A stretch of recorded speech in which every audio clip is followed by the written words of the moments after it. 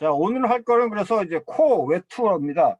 러시아 말로 코는 노스라고 그러고요. 외투는 시넬이라고 합니다. 시넬. 네. 일단, 근데 이제 누가 쓴 건지는 읽어보셨으니까 아시죠? 누가 썼나요? 고골. 그걸 고골이 썼습니다. 고골이. 고골이 썼죠.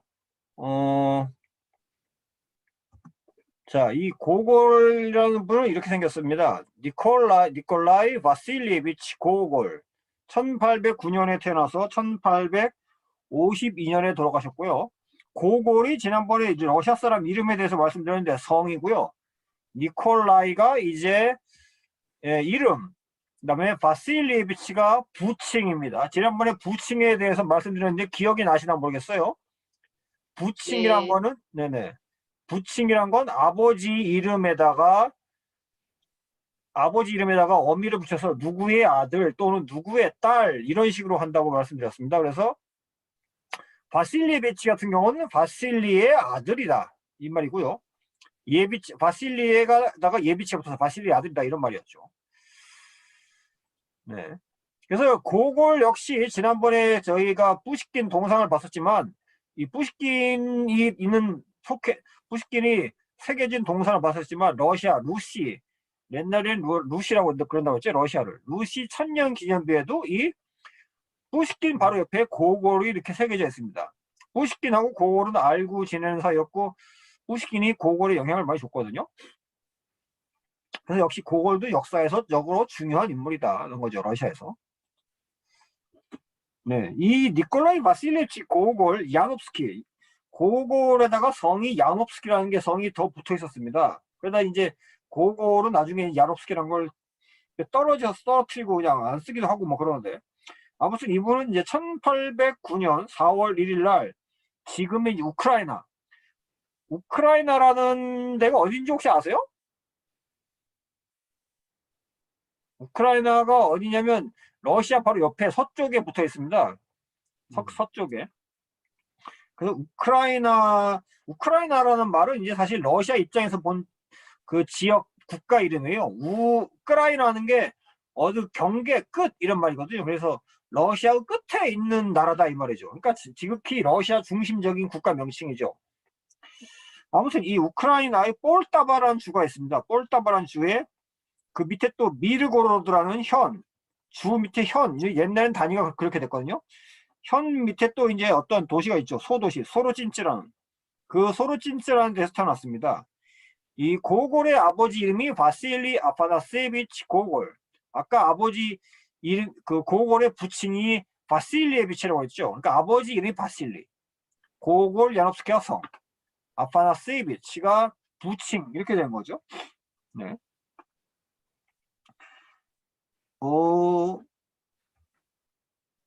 네, 안 들리시는 분, 이거 하시면 된다고? 제가 이거를 다른 분이 어떤지 보면서 해야 돼서. 네. 자, 고골 야nov스키 아버지는 1777년에서 1825년까지 사셨죠. 그러니까 고골이 태어나고 나서 16살 때 돌아가신 거죠. 네, 또 들어오신 분이, 다시 들어오신 분. 네. 자, 고골의 아버지는 이 1820년, 즉 돌아가시기 5년 전에 귀족이 되었습니다. 처음부터 귀족은 아니었고요. 평민이었다 귀족이 됐어요. 이 아버지는 시인이면서 극작가이면서 배우면서 공무원이기도 했습니다. 이 아버지가 이제 지역에 있는 어떤 가정극장, 그 극장에서 극장 감독이면서 배우였어요. 그래서 그 가정극장을 위해서 희곡도 썼습니다. 근데 우리가 이제 생각하기엔 극장이라고 그러면 한국 분들이 영화관이라고 생각할 수가 있는데 여기서 말하는 극장은 시어터, 그러니까 극장이 아니고요. 그 오페라, 네, 또 들어오신 분 계시네요. 오페라, 발레, 연극, 뮤지컬, 현대라는 뮤지컬이 있죠. 이런 거를 공연하는 공연장을 말하는 겁니다. 그러니까 고골이 어렸을 때부터 극장에 관심을 가진 건 바로 아버지 영향이 컸던 거죠. 네. 고골 어머니 보겠습니다. 고골 어머니. 이게 이제 고골 아버지 집안, 귀족 집안이 됐으니까 어쨌든 귀족 집안엔 문장이 있죠. 네, 문장이고요. 고골 집안 문장. 자, 고골의 어머니입니다. 마리아 이바노브나 고골 야nov스카야. 1791년부터 1868년까지. 고골의 어머니가 고골보다 더 오래 살았습니다. 아까 아들이 먼저 죽은 거죠. 자, 고골의 어머니랑 고골의 아버지랑 나이를 계산해 보면 두 배가 차이 나요. 고골 야nov스카야 이 어머니가 14살 때 28살인 아버지랑 결혼합니다. 예, 나이 차이가 무려 2배 나는 거죠. 근데 옛날에 이 러시아 사회에서는요, 신랑이 신부보다 10살 이상 많은 게 뭐 흔했습니다, 사실. 톨스토이 같은 경우도 17살인가 그렇고, 도스토옙스키도 첫 번째 부인이 죽어서 두 번째 부인 결혼한 분이 20살 차이가 났거든요. 20살 차이 나는 것도 꽤 종종 있었고, 10살 이상은 뭐 흔했습니다. 그리고 이제 니콜라이 고골은, 어머니한테 태어났는데, 이 어머니가 첫 번째, 두 번째 애를 낳았는데, 첫 번째, 두 번째 애는 죽은 채로 태어났어요. 그리고 세 번째로 태어난 아들이 고골입니다. 예. 어머니가 18살 때 이 니콜라이 고골을 낳았습니다.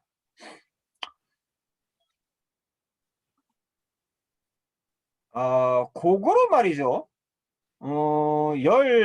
고골은 14세, 네, 그렇죠. 그 다음에 고골이, 자, 다음 화면 볼까요? 이게 이제 고골 집안이 살았던 집이고요. 네. 고골이 자기가 직접 그린 그림입니다. 고골이 그림을 또 잘 그렸거든요. 자, 고골은 1821년부터 1828년까지 내진이라는 이 시에 있는 중등학교에서 잘 안 들어오시나? 다시 들어오신 분들이 계시네. 중등학교에서 수학을 합니다. 중등학교로 하는 말은 중학교랑 고등학교 과정이 같이 있는 걸 얘기하는 겁니다.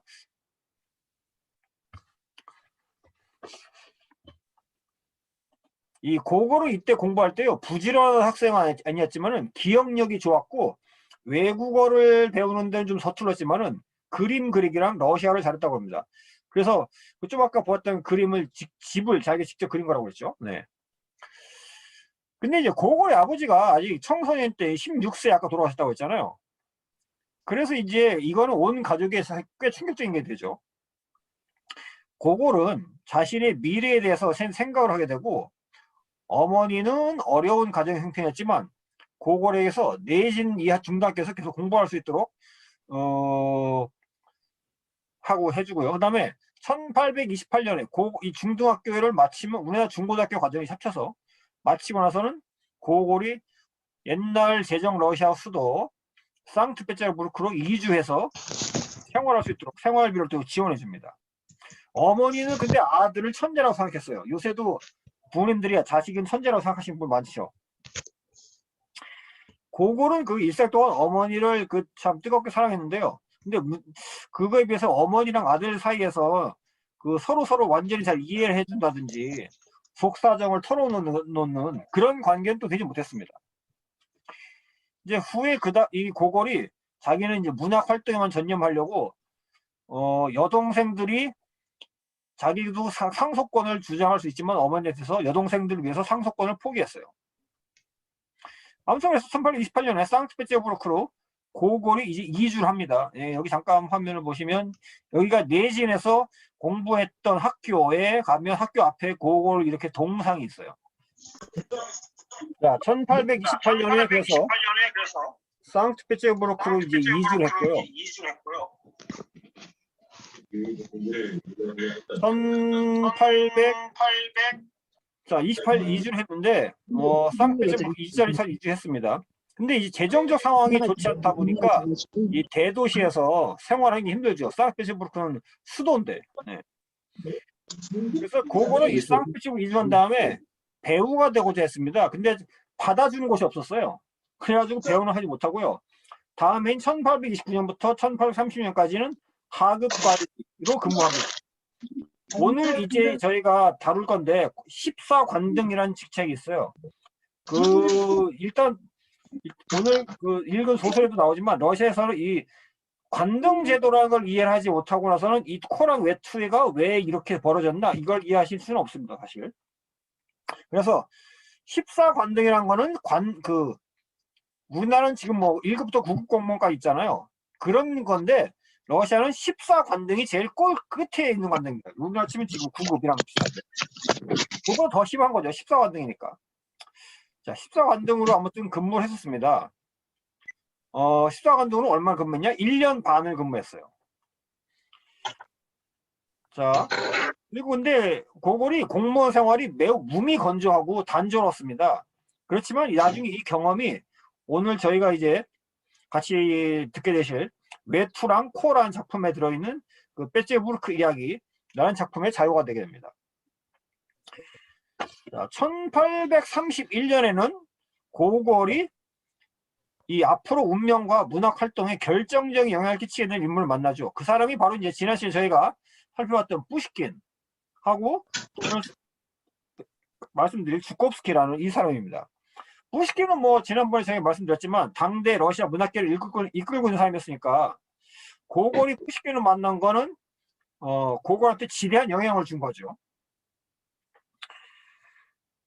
그 다음에 이제 주콥스키라는 사람은 시인이고요. 러시아 낭만주의 시 토대를 놓은 사람들 중에 한 명입니다. 이 고골, 오른쪽이 고골, 왼쪽이 푸시킨. 고골하고 푸시킨은 그래서 이미 그 살아있을 때 알고 지냈다는 거죠. 푸시킨이 고골에게 이제 문학적 영감과 영향을 많이 줬다는 겁니다. 자, 주콥스키라는 분이죠. 네. 송선웅님이 계속 안 들리시나 보네요. 네. 자, 바실리 안드레이비치 주콥스키 1783년부터 1852년까지. 이 주콥스키라는 분은 시인인데 러시아 낭만주의 시의 토대를 놓은 분이십니다. 이분은 이제 러시아 황제의 부인 황후랑 황태자의 교사이기도 했어요. 그 다음에 또 옛날 이 당시 19세기 랑 20세기 초반에 러시아 혁명이 일어나서 러시아 망할 때까지 제정 러시아 망할 때까지 쓰였던 제정 러시아 국가를 작곡하신 분입니다. 뭐 신이시여 황제를 보호하소서 이런 노래가 있어요. 짜르 보제 흐라니 이런 말. 보제 짜르 흐라니. 그리고 이제 푸시킨의 또 어떤 면에서 문학적인 스승이기도 합니다. 푸시킨보다 먼저 태어났죠. 이런 또 주콥스키랑 푸시킨을 고골이 알게 돼가지고 예, 두 사람은 이후에 매우 친밀한 관계가 됩니다. 자, 그 다음에 1834년부터 고골은 상트페테르부르크 국립대학교 역사학부에서 조교로 근무를 하게 됩니다. 이 시기에 이제 고골이 푸시킨에 대해서 더 깊이 알게 됐고요. 푸시킨은 이제 고골한테 영원히 숭배의 대상으로 남습니다.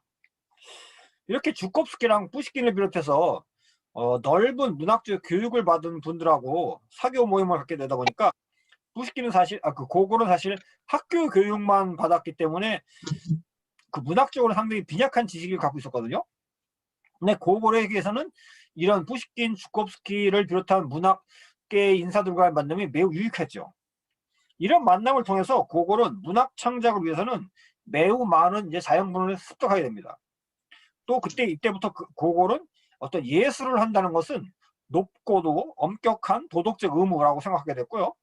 그는 이런 요구를 아주 거룩하게 수행하려고 합니다. 자, 이게 고골 동상이고요. 상트페테르부르크에 가면 시내에 고골 동상이 이렇게 있습니다. 제가 2006년도에 찍었던 건데요.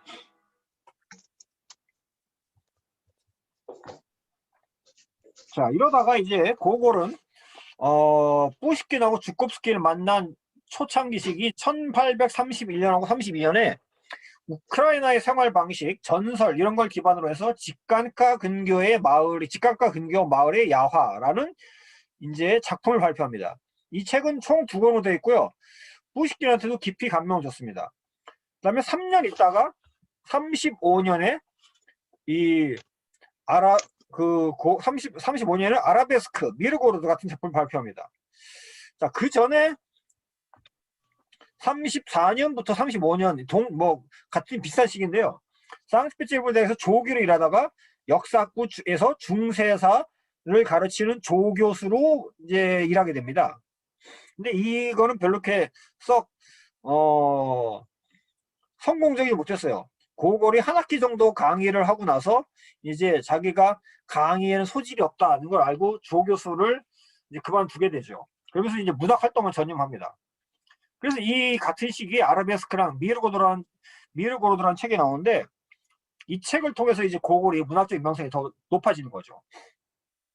이 아라베스크라는 소설에는 그 무슨 책으로 지금 코랑 외투를 읽어보셨는지 모르겠는데, 지금 그 코랑 외투가 속해 있는 베제르부르크 이야기라는 그 책에 속해 있는 작품이 요 아라베스크에 처음에 나왔을 때 있었습니다. 초상화, 넵스키대로, 광인일기. 예. 이 소설은 이제 나중에 거기 포함되죠. 베제르부르크 이야기예요. 근데 이 아라베스크라는 말은 무슨 뜻이냐면, 어떤 복잡하고 기교적이라든지 환상적 이런 의미를 뜻하기 때문에요. 요런 지금 말씀드린 초상화, 넵스키대로, 광인일기 이런 게 사실성보다는 환상성이 강조된 작품이고, 작품이라는 걸 은연중에 나타낸다고 볼 수 있고요. 소설하고 코도 이제 읽어보셨겠지만, 뭐 유령이 나온다든지 외투에서 코에서 막 사람이 몸에 불리면 코가 움직이고 다닌다든지 이렇게 하니까 사실 환상성이라는 게 더 강조됐다 이렇게 볼 수 있습니다. 네. 자, 그렇고요. 계속해서 이제 1836년에는 소설 코하고 희곡 검찰관이 출판이 됩니다. 소설 코는요, 이 뿌시킨이 발행인으로 있었던 현대인, 러시아 말로는 사브리멘닝이라고 하는데, 그 현대인 잡지에서 발표가 됐습니다. 뿌시킨은 이제 코를 보고 이 작품이 상상을 초월하는 어떤 환상적이면서도 웃음을 자아내는 독창적인 걸작이라고 해서 찬사를 참 보냈었어요.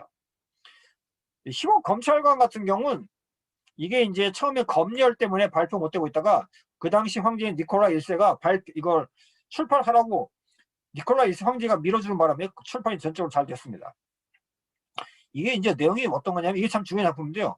니콜라 1세 황제 치하의 어떤 지방에 있는 관료들이 부패를 했습니다. 그래서 뇌물을 받는다든지 이런 식으로 하거든요. 그래서 그런 부패한 관리들을 비판적이며 사실적으로 묘사하는 희곡 이제 작품입니다.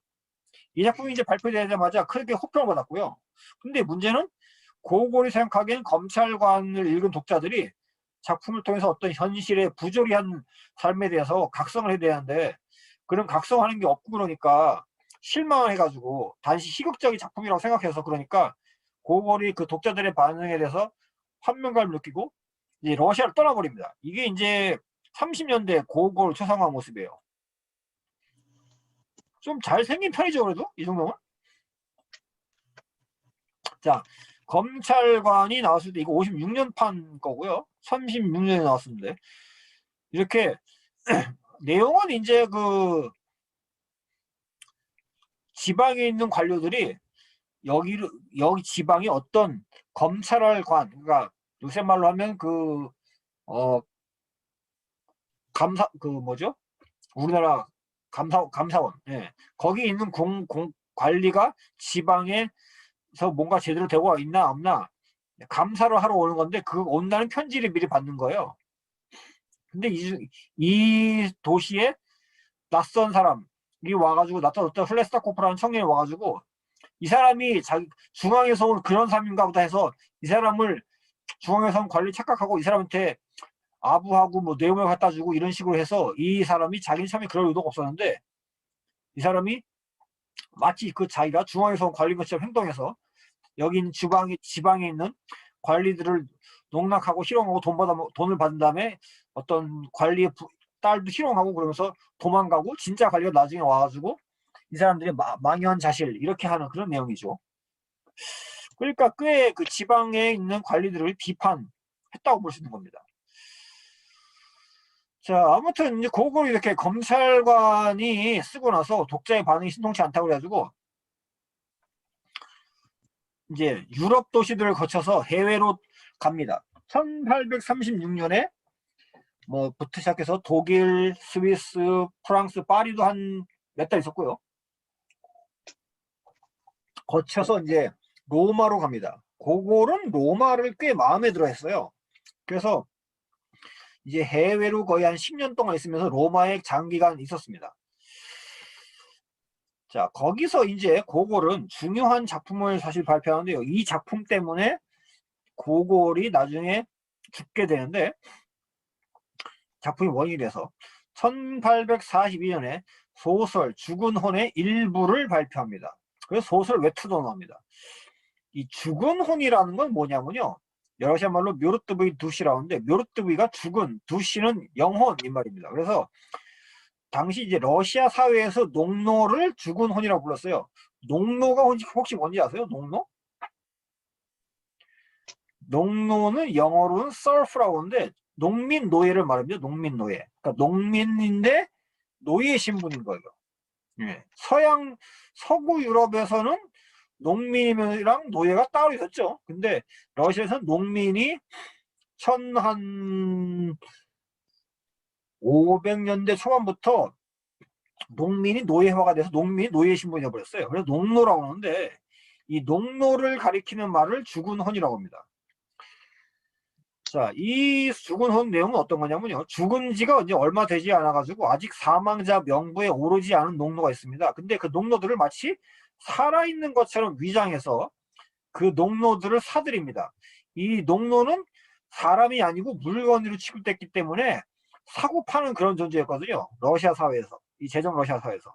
사람이 아니고. 그래서 마치 살아있는 것처럼 위장해서 사들인 다음에 다시 이 농노들을 잠깐만요. 새로 들어오신 분이 또 계신가 본데 다 들어오셨나? 네, 다 들어오셨군요. 자, 농노들을 농노들을 이제 명단에 노른다를 올려놓고 이 농노들을 명단을 가지고 담보를 잡아서 은행에 대출을 받아요. 그래서 먼 곳으로 도망가서 부유하게 살려는 이런 계획을 꾸민 사람이 있습니다. 치치코프라고. 이 사기꾼이 이제 주인공으로 나온 겁니다. 네. 그러니까 이런 사기꾼이 현대 사회에도 사실 있는데, 네. 사기꾼이 아무튼 주인공으로 나오죠. 그러니까 이런 소설을 봤을 때 당시 러시아 농노제 문제가 얼마나 심각했냐, 이런 거를 이제 알려주는 비판적 사실주의 소설이죠. 죽은 혼이 나왔을 때 이 외투도 같이 나왔다고 말씀드렸고, 이것도 이제 로마에서 마쳤습니다. 그 다음에 고골이 이후에도 몇 차례 이제 해외를 나가면서 총 10년 동안 해외에 머물렀는데, 해외에 머무르면서 고골이 어떤 생각을 하게 되냐, 자신이 어떤 예언자적인 소명을 지녔다 이렇게 생각하게 되고요. 자신의 재능과 그에 따르는 의무에 대해서도 깊이 또 생각을 하게 됩니다. 이제 후에 고골을 어떻게 생각하냐, 그 신곡을 누가 쓴지 아시죠? 신곡. 단테 알레기리. 예. 단테 알레기리가 신곡을 썼는데, 신곡을 단테 알레기리가 3부작 썼잖아요. 천국, 연옥, 지옥 이렇게. 그래서 고골이 자기도 단테처럼 이 죽은 혼을 3부작으로 쓰려고 했어요. 1부작은 이렇게 쓰고 2부작하고 3부작에서 그 치치코프라는 사람을 아주 악한 사기꾼에서 완전히 거듭나서 갱생하는 이런 사람으로, 회개한 사람으로 쓰려고 했는데 그걸 실패를 해요.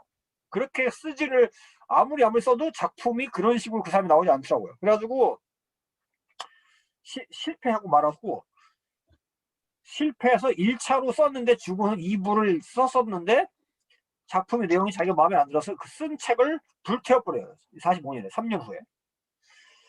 네, 그리고 이제 유언장을 또 쓰게 됩니다. 이때. 그러면서 고골이 자기는 아무래도 문학적 재능에 소질이 없나 보다, 이제 문학적 재능을 하나님이 가져가셨나 보다 이렇게 생각하면서 정교회 수사가 되기를 마음을 먹습니다. 러시아는 정교회 국가죠. 정교회라는 말은 이제 정통교회다 이 말이에요. 정통교회, 오르소독스. 네. 쉽게 말하면 로마 카톨릭이나 프로테스탄트 개신교는 정통이 아니고 정교회가 정통이다 이런 거죠.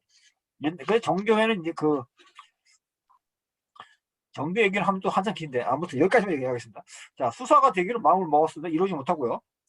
그래서 다시 이제 글쓰기를 해야 되는데, 작가로서 글쓰기는 자기가 재능이 없는 것 같으니까 러시아 국민들을 위해서 글쓰기를 해야 되겠다 해서 뭐를 발표하냐, 1847년에 친구와의 왕복 서한이라는 거를 발표합니다. 이 내용이 뭐냐면요, 내용은 여기서 이제 보수적인 어떤 정교회를 다시 찬양해주고, 현존하는 러시아 사회 질서, 즉 농노제, 이거를 인정해주고, 그 다음에 자신이 옛날에 비판했던 전제 군주제를 찬양을 하는 이런 글을 쓰거든요. 그러니까 고골에 대해서 지금까지는 뭐 죽은 혼도 그렇고 그에서 작품, 외투, 코어 다 이런 게 사회 문제를 비판한 거였는데 그렇지 않으니까 돌아섰다고 느끼니까 자신에게 옛날에 호의적이었던 문단으로부터 변절자라고 여겨지면서 크게 비판을 받아요. 그러니까 문단의 반응에 고골은 또다시 실망을 하게 되고 이번에 고골은 어디로 가냐? 성지순례를 갑니다. 예루살렘으로. 그래서 예루살렘 성지순례에 가서 예수님이 예수님 십자가 달리셨다가 돌아가셨다가 부활했던 거기 교회가 있거든요. 거기에 가서 이제 가는 게 목표였기 때문에 고골은 거기로 성지순례를 갔습니다. 근데 막상 그 고골에 쓴 글에 보면 그 예수님이 십자가 달려서 돌아가셨다가 부활했던 그 자리에 세워진 교회에 거기 가봤을 때 막상 고골이 큰 감명을 받지 못했다고 하더라고요. 아무튼 이제 그렇게 하고 자 돌아옵니다. 여기가 이제 고골이 로마에 머물렀을 때 살던 집이에요. 라콜로니아 루사 디 로마. 네. 이게 고골이 여기 1838년부터 42년까지 니콜라이 고골이 여기에서 있었다. 이렇게 써 있죠. 38년 여기 이탈리아로 써 있고 밑에. 네, il grande scrittore 루소 러시아 위대한 작가 이탈리아말인데 이건. 자 그렇고요. 그래서 로마에 가면 이 고골 동상이 또 이렇게 씁니다. 고골 러시아어 이탈리아 이렇게 써 있어요. 자, 이게 그 죽은 혼이라는 책의 표지 장목이고요. 여기 나온 사람들 쫙 있는데 이 사람 시치코프라는 사람들이 이런 사람들을 내 욕심 많은 탐심꾸러기 생겼죠. 사기꾼 같이 이렇게 사기를 치는 이런 거를 이제 담은 소설입니다. 아까. 자, 그러다가 이제 예루살렘에 1848년에 갔다 오고 나서 죽은 혼 2부를 다시 씁니다. 다시 용기를 얻어서 소가 불태워버린 거 없애었으니까 새로 써야죠. 자, 이렇게 새로 소설을 쓰는데 이게 과연 성공을 했을까요? 네, 성공을 했으면 고골이 죽진 않았겠죠, 아마. 아무튼 이렇게 하면서 이제 고골이 기도랑 금욕 생활을 열심히 보면서 신앙생활을 몰두하고 1851년에는 모스크바에 정착을 합니다. 근데 이제 정착을 했어도 그 죽은 혼 집필이 제대로 안 된다 보니까 고골 건강이 점점 나빠져가지고 1년 후인 1월 달에는 어떤 일이 벌어지냐? 고골 친구 중에 그 뿌시키나고도 친구였던 호비아코프라는 사람이 있어요. 그 친구분의 아내가 죽어요, 갑자기. 그래서 이 죽음이 고골을 매우 갑자기 놀라게 합니다. 그래서 고골이 죽음의 공포에 사로잡혀가지고요. 작품 활동을 멈추고 고골이 금식만 합니다. 그리고 고골이 어느 날 밤에 기도하는 중에 자신은 곧 죽을 거다. 고골 너는 당신은 곧 죽을 거다. 이런 소리를 기도하다가 들어요, 밤에. 그리고 나서 이제 고골이 정교회 사제 중에 오래전부터 편지를 이제 알고 지냈던 사람이 있습니다. 마트베이 곤스탄티노프스키라는 사람. 한번 보실까요? 네. 이게 고골이 모스크바에서 살던 집이고요. 지금은 이 집이 이제 모스크바에 있는 고골 박물관이 됐습니다. 러시아에 있는 유일한 고골 박물관이라고 할 수 있습니다. 근처에 가면 이제 고골 동상이 있고요. 이 동상 여기 돌을 보면 앞에 양이렇게로 사면으로 이렇게 조각을 해놨는데 이게 이제 고골 작품들에 나오는 등장인물들 조각을 해놓은 겁니다. 그래서 이게 오늘 저희가 다루게 될 외투랑 코에 나오는 등장인물들을 조각해놓은 배째부르크 이야기에 나오는 등장인물들 조각한 한쪽 면이고요. 자, 고골이 그 죽기 몇 년 전에 고골을 로마에 갔을 때 그린 거고요.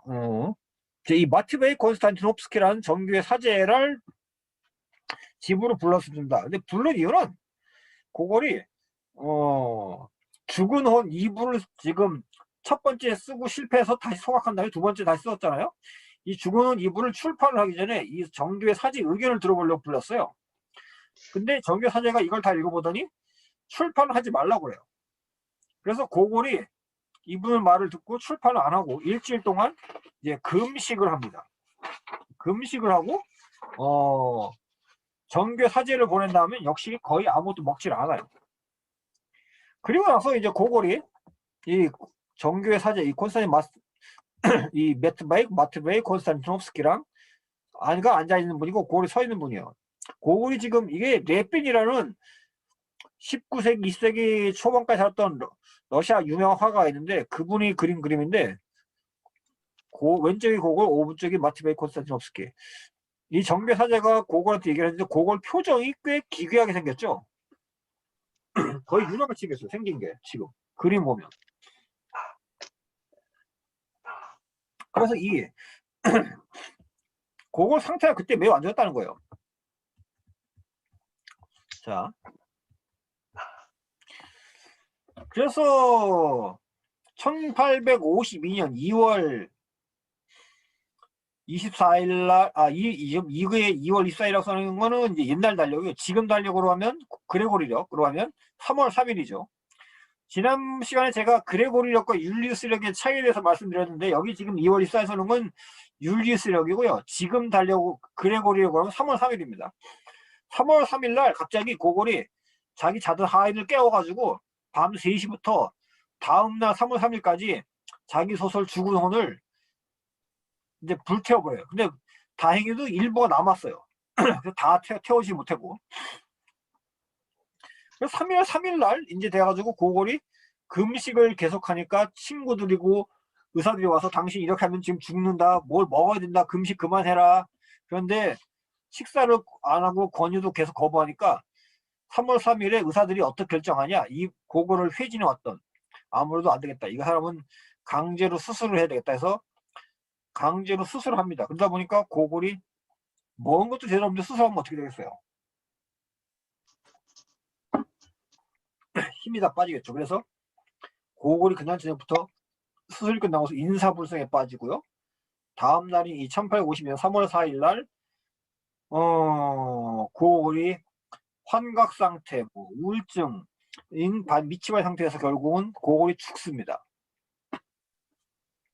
그러니까 이렇게 봤을 때 고골은 참 그 생애만큼이나 작품도 참 그 유형이 나오고 참 기이하지만 생애도 참 기이한 인물이었어요. 이게 레핀이라는 분이 그린 그림인데 고골이 이렇게 표정이 보면 정상적이지가 않잖아요. 그 전에 그림도 그랬지만 이런 지금 상태에서 자기 죽은 혼 작품을 여기 옆에 벽난로 불에다 던져서 태워서 한쪽에 들고 있고 한쪽에 태우려고 지금 그러고 있고 하인이 못하게 말리고 이런 거죠.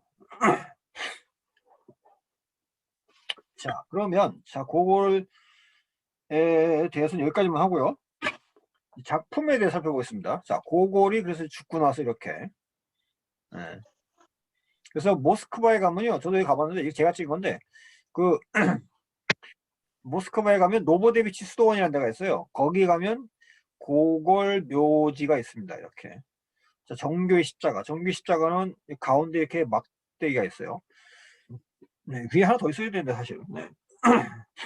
이게 오른쪽에서 밑으로 내려간 게 예수님 발이 이렇게 십자가에 못 박혔을 때 돼 있었다는 거, 오른쪽에 위로 올라가 있었다는 게 썼기 때문에 그렇고 오른쪽에 있는 게 올바르다, 정통이다 이런 의미이기 때문에 오른쪽에 항상 올라가 있습니다. 정교의 십자가. 그러면 오늘 이제 내용을 하기 전에 이 관등제도가 어떤 거냐 이걸 한번 살펴봐야 되겠습니다.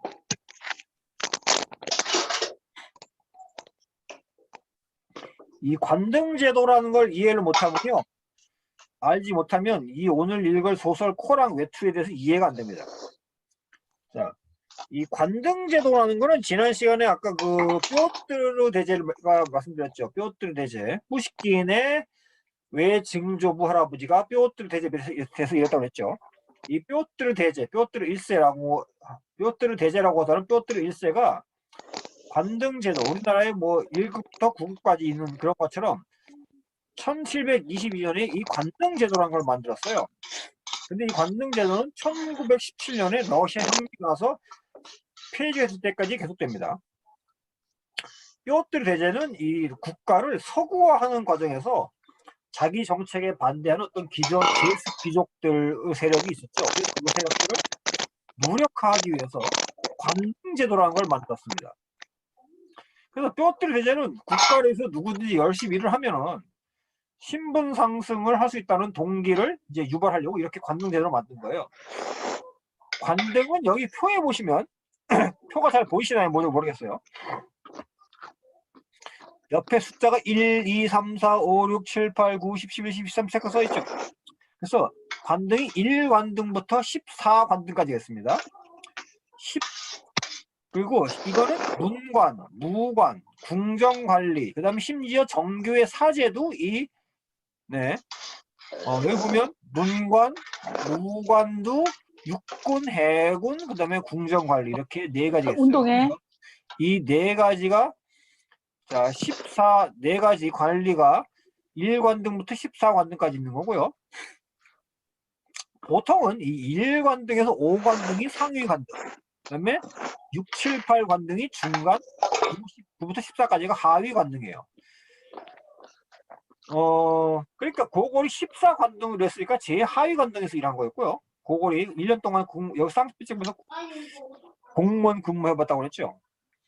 자, 그 다음에 오늘 여러분 읽으셨던 외투에 나오는 아까끼의 비치 같은 경우는 9급 관리였으니까 9관등, 하위 역시 하위. 그 다음에 꼬발료프 소령은 8관등이니까 중간이었고, 꼬발료프 소령보다 이 떨어져 간 코는 5관등이니까 상위관등이었어요. 자, 14관등부터 이 8관등까지 올라가기 위해서는요, 각 관등마다 3년씩 근무를 했어야 됩니다.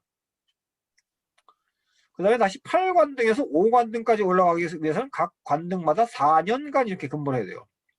그러니까 꼬발료프가 가운데 있는 사람이니까 그 코는 5등 관등이죠. 그러니까 꼬발료프가 자기가 바라는 대상인 5관등이 되려면 최소한 12년을 근무해 5관등이 되는 거예요. 네. 손 드시는 듯다고 되어 있는데 질문 있으신가요? 아닌가요? 네. 아니, 선생님 질문이 없으시면 네, 계속하겠습니다. 자, 지난 시간에 그 푸시킨이 니콜라 2세 황제로부터 관등을 부여받았다고 그랬잖아요. 근데 그 관등이 어떤 거인지 혹시 기억나세요? 궁정그에서 무도회를 주관하는 시정보라고 했죠? 시정보. 그 시정보가 몇 관등이었냐? 몇 관등일 것 같아요? 1관등, 13관등까지. 한번 맞춰보세요. 무도회를 주관하는 사람이면. 답이 없으시네요. 5관등입니다. 5관등. 상위관등 중에 제일 끝. 5관등. 5관등이 높은 거죠. 14관등인데. 자, 이렇게 러시아의 뾰들 대제에 의해서 처음에는 긍정적인 목적으로 관등제도가 도입됐는데, 근데 그러다 보니까 나중에 인간 자체보다 어떤 관등이 우선시되는 기형적인 어떤 사회 분위기 조성됐습니다. 이런 현상은 시간이 지날수록 더욱 심화돼가지고요. 고골의 시대에 와가지고 심각한 사회 문제가 됐고요. 고골은 그래서 오늘 저희가 다루게 될 소설 코랑 외투를 비롯해서 자신의 소설들에서 인간이 사라지고 관등이 판을 치는 이런 러시아 사회 문제를 정면으로 이제 폭로한 거죠. 어떤 그 사람의 인격이나 성품이 아니고 고려 대상이 되는 게 아니고 그 사람을 나타내는 사람의 관등을 나타내는 숫자 이런 것들이 그를 규정짓는 것이 되어버린 거니까요. 이런 관등 숫자를 통해서 사람과 사람의 관계가 설정이 된다든지 제정 러시아 사회에서 인간은 어떤 관등의 노예로 전락해버린 이런 결과가 된 겁니다. 그러니까 관등 제도라는 게 꽤 심각한 사실 사회 문제였던 거죠. 자, 그럼 이제 작품을 한번 보겠습니다. 먼저 코어부터 보겠습니다. 코어. 자, 코어는 1장 일단 보면 이렇게 시작되죠. 3월 25일 아침에 이반 야코블리비치라는 이발사가 아침에 식사를 하러 갔다가 식사하는 도중에 빵 속에 들어있는 코를 발견하고 놀라죠. 근데 여기 날짜가 일단 중요합니다. 3월 25일. 자, 3월 25일 잘 기억하고 계세요. 이 코의 주인은 누구냐? 바로 자신이 면도했던 37세 된 8등관. 여기 8등관이었죠. 8등관은 중간이라고 했죠. 중간 관등. 8등관 플라톤 구즈미치 코발요프라는 소령의 코였습니다. 자, 이반 야코브레치라는 이 이발사는 코발리오프의 코를 버리려고 헝겊에 싸가지고 들고 나갔다가 버릴 곳을 찾지 못하고 헤매죠. 그러다가 이 사람이 상트페테르부르크에 있는 이사키예프 다리. 자, 이사키예프 다리가 어떤 데인지 한번 보시겠습니다. 자, 이 다리, 이사키예프 다리. 이사키예프라는 뜻은요, 이삭. 뾰뜨르 1세의 수호 성자가 성 이삭이었어요. 성경에는 이삭 말고 또 다른 이삭이 있어요. 그래서 그 이삭 성당 앞에 있는 다리에서 이삭기예프스키 다리, 이삭의 다리다 이런 말입니다. 요 다리에서 코를 버려요. 옛날엔 이 다리가 이 뒤에 이삭 성당 있었고요. 이 앞에 다리 이렇게 있었어요. 1800년대 그러니까 고고리서 소설 썼을 당시입니다. 이게 상트페테르부르크의 네바강 이 다리 위에 와서 이제 그 이발사가 버린 거예요. 네. 이게 지금 보면 물이 강물인데 이게 겨울에 다 얼어버리거든요. 그래서 사람들이 위로 스케이트 타고 이렇게 걸어다니는 걸 그린 거고요. 이삭성당 앞에 그 뾰뜨르 대제 동상인 청동 김화상, 오른쪽이 옛날 원로원, 네. 세나트라고 여기 그게 있었습니다. 아무튼 여기서 버리죠. 근데 이거를 수상하게 여긴 경찰관이 이 이발사 이반 야코브레치비치를 추궁하면서 끝나죠. 야코블레비치니까 아버지 이름이 야코프겠죠. 야코프. 네.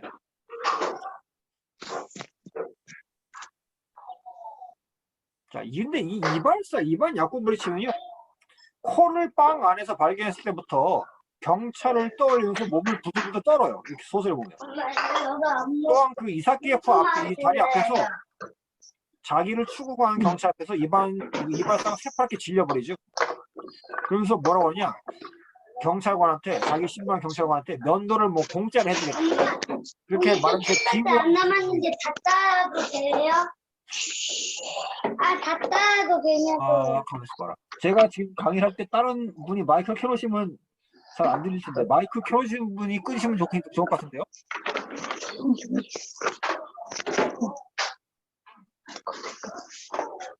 비디오를 켜셔도 되는데 마이크는 끄시는 게 제가 강의할 때 좋을 것 같습니다. 제 소리가 다른 분한테 잘 안 들릴 것 같아요.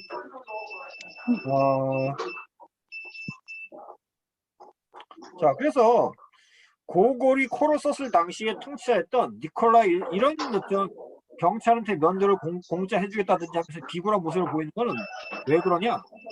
고골이 이 코를 썼을 당시에 통치했던 니콜라 1세 황제 있었죠. 지난번에 뿌시킨 나왔을 때 그 황제 보셨죠? 그 황제가 어떻게 했냐? 제카브리스트 난이라고 자기 즉위식한 날 반란을 일으킨 난이 있지 않았습니까? 봉기? 그런 것 때문에 경찰을 통해서 엄격하게 사성을 통제한다든지 또는 무력 통제로 해가지고 공권력에 대해서 공포심을 가지게 했어요. 그러니까 이 하층민이라 할 수 있는 이발사 같은 분이 경찰 딱 보고 나서 공포심이 갑자기 생긴 거죠. 니콜라 황제가 자기한테는 활동을 생각하니까. 자, 2장을 보면요. 코가 없어진 주인공 코발리오프에 대한 이야기를 시작합니다. 아침에 잠에서 깬 코발리오프 소령이 자기가 코가 없어진 걸 알고 경찰서장한테 갑니다. 근데 이게 참 어처구니가 없고 괴이한 얘기 알 수 있죠. 코가 없어 어떻게 사람의 몸에서 떨어져 없어집니까 이게. 그렇죠? 보통 그 19세기 소설들에서는 현실에서 일어나는 사건들이 인과관계가 보통 중요시되는데 소설 코 같은 데서는 전혀 그렇지가 않다는 것을 볼 때 기이한 이야기가 알 수 없어요. 이런 게요. 코발리오프 소령이 어쨌든 그 자신이 없어진 코를 찾으려고 경찰서로 가는 길에 이 넵스키 대로에서 5등건이 된 자신의 코를 보게 됩니다. 아까 그 말씀드렸는데 관등 5등관이면 상위 관등이잖아요. 근데 코발리오프보다 훨씬 높은 고위관입니다. 이 사람은. 자, 그 코를 한번 그럼 네.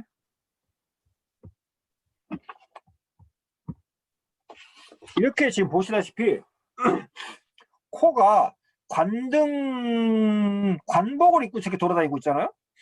네. 자, 이렇게 자, 오관등은 견장이 이렇습니다. 별이 하나 있어요. 1883년 당시. 근데 8등관, 즉 코발리프는 별이 2개. 그러니까 별이 지어야지 이게 오히려 관등이 높은 거예요. 거꾸로. 그다음에 이게 그 당시 복장을 비교해 보면요. 5등관, 코발리프의 몸에 떨어있던 코가 이런 복장을 하고 돌아다니는 거고요. 코발리프는 8등관이니까 이런 복장을 하고 다니는 겁니다. 그러니까 벌써 모자도 차이가 나고 외투를 벌써 입는 것도 차이가 나고, 그 다음에 여기 나오는데, 소설에 보면 나오는데 5등관은 대검, 기타랑 차를 칼을 차고 다닐 수가 있습니다. 똑같이 칼을 차고 있지만 사실 이 5등관의 칼이 더 길거든요. 네. 이렇게 대검을 차는 거는 귀족의 특권이었습니다. 옛날에.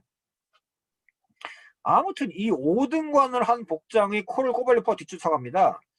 근데 이 사람이 넵스키대로에 있는 까잔 성당이라는 데로 들어가요. 자, 넵스키대로라는 데는 어떤 데냐? 상트페테르부르크에 있는 중심가 대로입니다. 서울로 치면 뭐 종로 이런 데죠. 목포는 어디가, 제가 목포를 딱 한 번 가봤는데 목포는 어디가 중심가인지 모르겠는데, 네. 아무튼 서울의 중심가라고 생각하시면 되는데, 옛날 수도의 중심가니까. 이 넵스키라는 말이 네바, 여기 상트페테르부르크는 네바강의 형용사가 있습니다. 네바강의 대로다 이 말이에요. 그러니까요.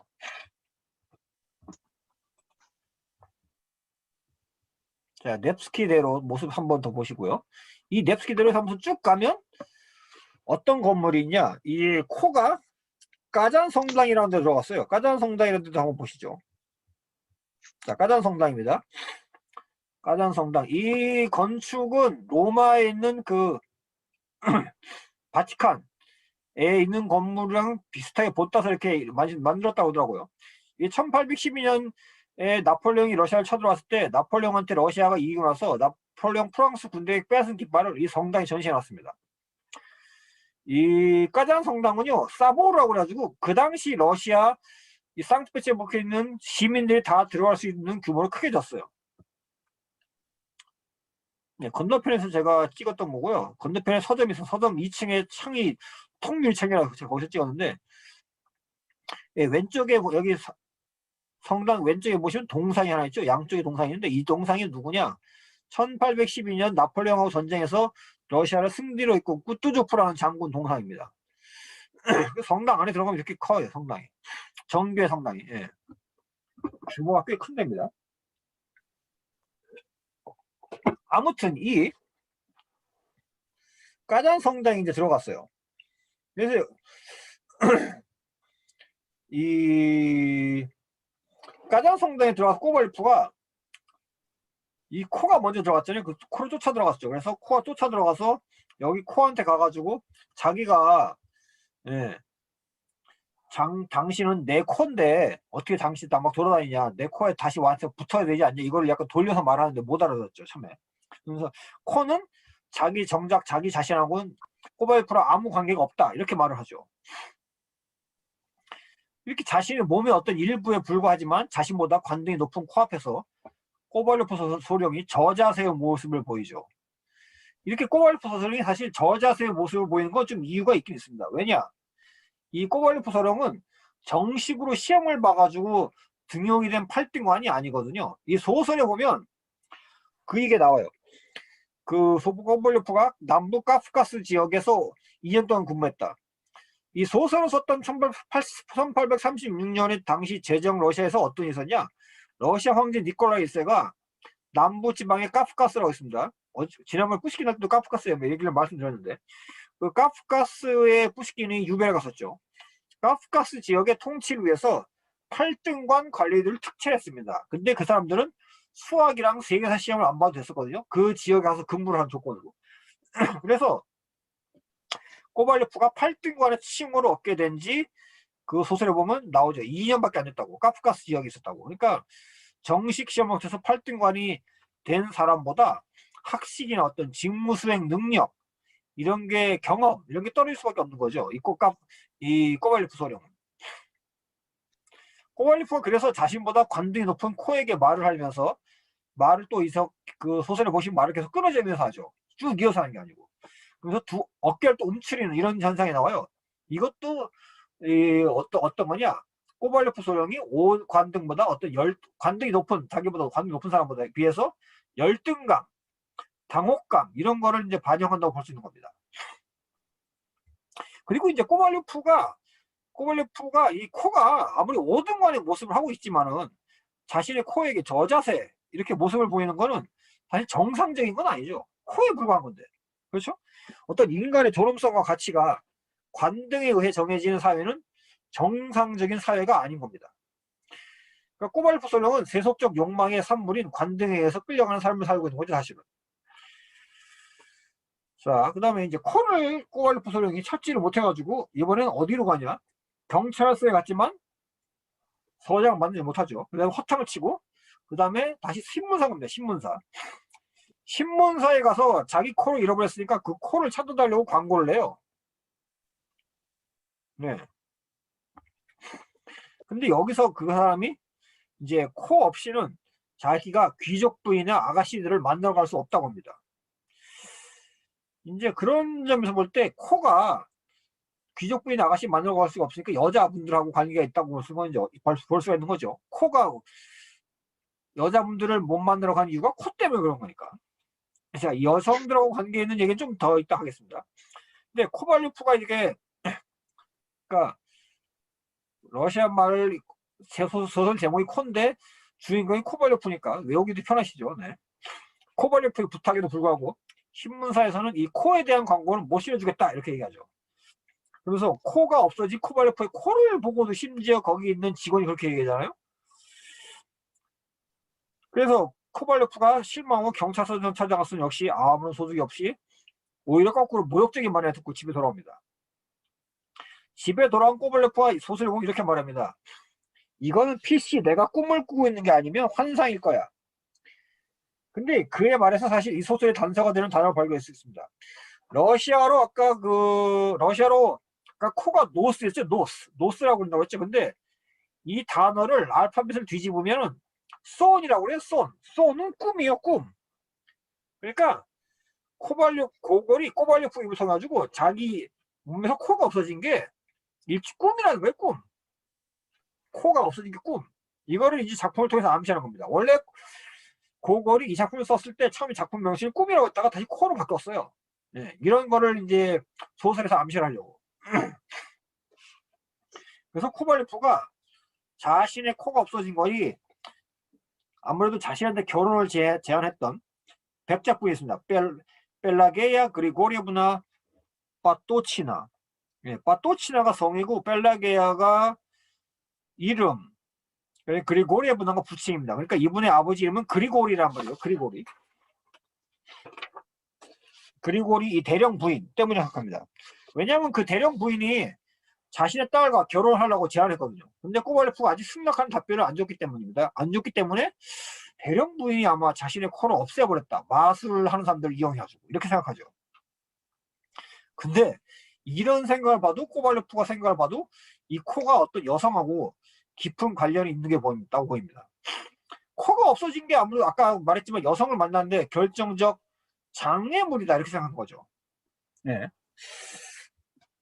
19세기, 18세기, 18, 19세기에서 유럽과 러시아에서 이렇게 생각했어요. 코는 남자의 성기를 이렇게 비유했거든요. 그래서 코발리프가 코를 잃어버렸다는 거는 이 코발리프가 성적인 어떤 콤플렉스를 가졌다. 그 다음에 남성성의 상실에 따른 두려움과 공포를 느낀다. 이렇게 볼 수 있습니다. 그렇기 때문에 이 사람이 신문사를 찾아갔을 때도 그렇고 대령 부인의 딸을 생각할 때도 그렇고 자신이 관심 있는 여성을 만나지 못할까 노심초사하는 거죠. 결국 이 코가 코발리프가 추구하는 어떤 욕망의 대상 이런 걸 상징한다고도 볼 수 있습니다. 이런 어떤 성욕에 대한 상징은요 2장 끝부분에 어떤 고참 대령이 상점 창문을 통해서 본 그림으로도 표현되고 있는데요. 거기 보면 이렇게 써 있습니다. 그림이란 것도 스타킹을 고쳐 신고 있는 처녀와 그 광경을 나무 그늘에 숨어서 바라보고 있는 짧은 수염을 기르고 두 겹 조끼를 입은 건달을 그린 것으로 이미 10년 이상이나 바로 그 자리에 걸려있던 것이다. 그러니까 스타킹 고쳐 신고 있는 처녀를 어떤 건달이 이렇게 쳐다보고 숨어서 쳐다보고 있었다는 거잖아. 그거. 네. 이것을 통해서도 어떤 성적인 상징을 한다고 이렇게 보고 있는 거죠. 연구자들의 고골과 이 러시아 소설 문학을 연구하는 연구자들은 이제 그렇게 많이 생각을 하죠. 자, 근데 코발리프가 이렇게 편지를 쓰고 나서 생각하고 있는데 갑자기 누가 왔냐? 경찰관이 왔습니다. 경찰관. 그래서 경찰관이 외국, 즉 라트비아는 러시아 서쪽에 붙어있는 나라죠. 발트 3국, 에스토니아, 라트비아, 리투아니아. 라트비아 수도 리가. 저도 가봤지만 리가에는 러시아 사람이 반 정도 살고요. 다른 나라인데 옛날에 스탈린 시대, 소련 때 스탈린 시대 때 이주를 그걸 많이 시켜서 러시아 사람 반, 라트비아 사람 반 그 정도 합니다. 자, 아무튼 그 라트비아 리가로 도망가려던 코를 붙잡아서 가져왔다고 말합니다. 그러면서 경찰관은 그 누구냐? 일장에서 코의 일장에서 이반 야코블리치를 본 경찰관이죠. 근데 이 사람이 말하는 희한한 반전이 있습니다. 경찰관은 관리의 복장을 하고 있던 코를 붙잡았다고 그랬잖아요. 근데 웃긴 게 코발리프에게 가져온 코는 사람이 아니고 말 그대로 코예요, 진짜. 갑자기 사람이 코로 바뀐 거예요, 다시. 코로 사람의 형체로 했던 커다랬던 코가 진짜 코로 줄어드는 거죠. 네.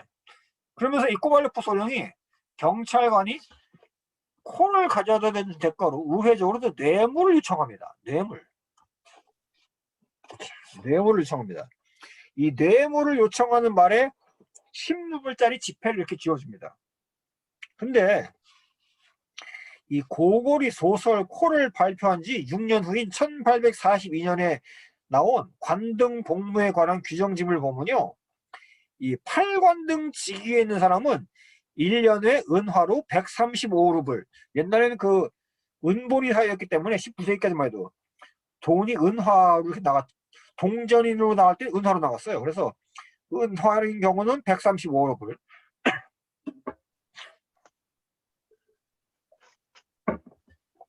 근데 종이 지폐로 나갈 때는 472루블 받았습니다. 그렇다고 봤을 때 경찰관은 1년에 이게 1년에 받는 거니까요. 한 달로 계산하면 12달로 나누면 이게 한 달 월급 10루블 준 거는 한 달 월급의 3분의 1을 준 거예요, 거의. 그러니까 경찰관이 3분의 1에 해당하는 자기 이 꼬발리프 소리 한 달에 월급의 3분의 1에 해당하는 돈을 뇌물로 달라고 한 거죠. 자기가 이런 걸 당신 걸 찾아 갖다 줬으니까 수고비를 3분의 1, 당신 월급 3분의 1이나 주시오 이렇게 한 거라고. 그러니까 경찰관도 문제지만은 뇌물을 요구하는 경찰관도 문제지만 그 꼬발리프 소령 역시 결혼은 어떤 돈과 연관짓는 무력을 보인다는 걸 알 수 있는데요. 결혼에 대해서 어떻게 생각하는지 소설에서 한번 살펴보겠습니다. 이렇게 써있어요. 꼬발리프 소령은 결혼에 무관심하지는 않았지만 다만 상대방이 20만 루블의 지참금을 가져온 때만 가능한 것이었다. 자, 여기 볼게요. 한번 숫자 계산을 해보세요. 꼬발리프 소령이 1년에 472루블 버니까 결혼 지참금을 20만 루블을 가져오라고 하는 거는 100년도 넘게 꼬발리프 소령이 일을 해야지 벌 수 있는 돈이거든요. 안 쓰고. 그러니까 20만 루블을 신부가 지참금으로 가져오라는 거 받았다는 거는 얼마나 터무니가 없고 과도한 무력이면서 결혼이라는 거에 대해서 이 꼬발리프 소령이 얼마나 잘못 생각하고 있냐 이걸 알 수 있는 부분이죠. 지금도 현대사회에서 돈을 보고 결혼하는 이런 것 때문에 문제가 많은데 네. 아무튼 이 경찰관이 떠나간 후에 꼬발리프는 자신의 코를 얼굴에 붙이려고 이렇게 하죠. 근데 코가 좀처럼 붙질 않습니다. 그래서 같은 건물에 사는 의사를 불러오지만 역시 코를 못 붙여요. 그래서 대령분에게 편지를 써서 코를 없애는 건 아닌지 추궁했지만 범인이 아니라 확신만 했고요. 그리고 꼬발리프 코에 대해서 괴이한 소문이 계속 또 퍼지죠. 근데 3장 되니까 바로 꼬발리프 소령이 잠을 깼더니 코가 어떻게 됐습니까? 다시 돌아왔죠. 멀쩡히 붙었다는 거예요. 이렇게. 근데 그날 소설에 보면 그 날짜가 3월 25일이 아니라 4월 7일이라고 써있어요. 근데 이건 날짜가 달라진 게 아닙니다. 이게. 왜 그러냐? 고골 당시에 러시아에서는요. 율리우스 시저 황제가 만든 역법, 즉 율리우스를 사용했다고 지난 시간에 말씀드렸죠. 근데 1917년 혁명 있고 나서 지금 저희 나라랑 비슷한 우리나라랑 비슷한 많은 나라들이 사용하는 교황 그레고리스 15세가 만든 그레고리력을 사용하게 됐죠. 즉 율리우스력과 그레고리력은 13일의 날짜 차이 납니다. 소설 1장에 나오는 3월 25일은 율리우스력이고요. 이거를 그레고리력으로 환산하면 3장에 나오는 4월 7일입니다. 그렇기 때문에 코를 잃어버린 사건은 하루 동안 일어나는 일입니다. 하루 동안 꿈꾼 거 일어나는 일이에요. 다른 날에 일어나는 게 아니고. 그래서 코의 러시아어가 노스라는 거를 역방향으로 쓰면 쏜이라는 의미가 되고, 즉 꿈을 뜻하는 게 된다고 아까 말씀드렸죠. 그래서 이게 하룻밤 동안 꿈이다, 이런 걸 의미를 내포하고 있는 겁니다. 실제로 벌어진 게 아니고, 꼬발프 소령 하룻밤에 사이 꿈. 그러니까 상당히 치밀하고도 좀 교묘한 고골의 소설 집필 방식이라고 볼 수 있는 거죠. 아무튼 꼬발프 소령은 코를 되찾았고요. 언제 그런 일이 있었냐 했는데 다시 상트페테르부르크 시내를 휘젓고 다닙니다. 작품을, 그래서 여기 가스니드 보러 손님의 마당 여기도 들르게 되고, 예, 상트페테르부르크 시내에 가면 이 꼬발프 소령의 코를 이렇게 조각으로 해놨어요. 그런 데가 있어요. 자, 아무튼 이 꼬발프 소령은 코를 되찾고요. 언제 그런 일이 있었냐 다시 돌아다니고, 작품을 저희가 다 읽어보면 코에 집착하는 꼬발프 소령의 모습에서 이 사람이 얼마나 더 높은 관직을 갈망하는 출세주의자면서 기회주의자다, 이런 걸 알 수 있어요. 이 사람한테는 코가 자신이 욕망하는 지위를 얻는 데 있어서 꼭 필요한 존재이면서 심지어 전부라고도 볼 수 있습니다. 이 소설 코는 코가 사라졌다가 돌아온다는 기이하고 환상적인 이야기를 통해서 코로 상징되는 어떤 관등의 위기 질서가 모든 것을 지배하는 아주 비정상적인 사회, 이런 사회의 모습을 보여주고 있습니다. 근데 코의 의미가 이런 거로 다 해결되지는 않습니다. 사실 코가 상징하는 것이 관등, 성욕 등 뭐 한두 가지가 아닐 뿐더러요, 이 사건이 주인공이 꿈이었다고 해가지고 모든 것이 또 풀린 것도 아닙니다. 소설 끝에 보면 이렇게 말합니다. 그것은 도저히 이해할 수 없다. 나는 뭐가 뭔지 도무지 알 수가 없다. 이런 말을 함으로써 소설의 의미가 완전히 해소되지 않았음을 보여주는 거죠. 다시 말해서 이 소설은 어떤 현대의 부조리 소설, 이런 것과 유사하게 도대체 뭐가 뭔지 알 수가 없는 부조리하고 무의미한 세계 자체에 대해서 이야기하고 있는 건지도 모릅니다. 자, 코는요, 그리고 오페라로 또 작곡이 됐습니다. 소설 코는 20세기 소련의 작곡가 쇼스타코비치라는 분에 의해서 오페라로 탄생이 됐습니다. 자, 이분이에요. 드미트리 드미트리에비치 쇼스타코비치. 클래식 음악을 좀 들으시는 분은 아마 아실 거죠. 쇼스타코비치는 성, 드미트리는 이름, 드미트리예비치가 부친. 그러니까 이분은 아버지 이름도 드미트리예요. 자기도 드미트리고. 자, 아무튼 이 쇼스타코비치에서 오페라로 탄생이 됐습니다. 오페라는 저희가 외투까지 일단 다 해설한 다음에 듣도록 하겠습니다. 자, 쇼스타코비치는요, 1928년에 오페라 코를 작곡했습니다. 그리고 30년에 초연했고요. 이거는 전부 다 3막 10장으로 됐고요. 근데 오페라는 소설하고 좀 다른 몇 가지 점이 있어요. 소설의 첫 부분에 있다가 보시기만 알겠지만, 이발사가 꼬발리프 소령을 면도하는 장면이 나와요. 이렇게 면도해주는 장면. 근데 그리고 오페라에서 이게 서곡이랑 함께 면도 장면이 나오는데, 이거는 사실 소설에 없죠. 소설에는 그냥 이발사가 면도를 했다고 하는 얘기만 나오지. 두 번째, 소설에서는 경찰관이 코가 라트비아로 가려다가 잡혔다는 말만 나오는데, 오페라에서는 3막 시작부에서 코가 실제 잡히는 장면이 나와요. 그리고 이 장면에서 그런 잡히는 장면이 나올 때 그 코의 내용이 아니고 고골이 썼던 다른 소설들의 아무런 서로 관계가 없는 등장인물들이 이 오페라에 또 나옵니다. 근데 그게 또 이제 매우 특이한 점이라고 할 수 있고요. 등장인물들이 따로따로 자기들 이야기를 막 하다가 군중에 모든 등장인물이 나오면 코가 잡힙니다. 이 세 번째, 소설에서는 꼬발리프가 알렉산드리 그리고리브네 또치나한테 편지를 써서 답변을 받는 내용이 나오죠. 답변을 받았다, 답변 편지 내용만 나오는데 실제 사람 인물은 안 나오고. 근데 이 오페라에서는 양쪽 집, 여자 쪽 집, 꼬발프 소령 집, 양쪽 집이 이렇게 모두 무대에서 연출됩니다. 이 오페라 코의 특징으로는요, 보통 19세기 오페라와는 다르게 등장인물들이 어떤 연극 형식으로 막 대화를 합니다.